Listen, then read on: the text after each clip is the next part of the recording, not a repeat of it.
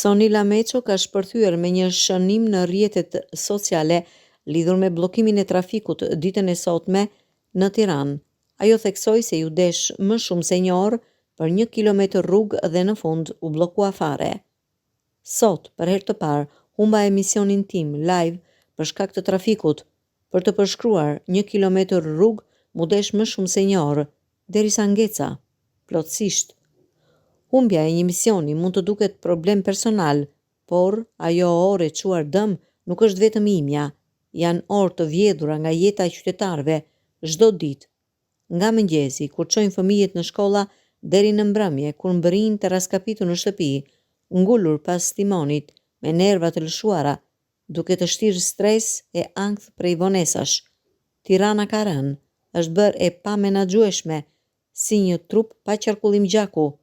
Ky qytet nuk lëviz më, nuk frymon, nuk rrjedh, nuk qarkullon, e ka zënë një refluks i tmerrshëm prej ndërtimeve dhe zhvillimit pa plan, pa rrjete alternative, pa asnjë koordinim.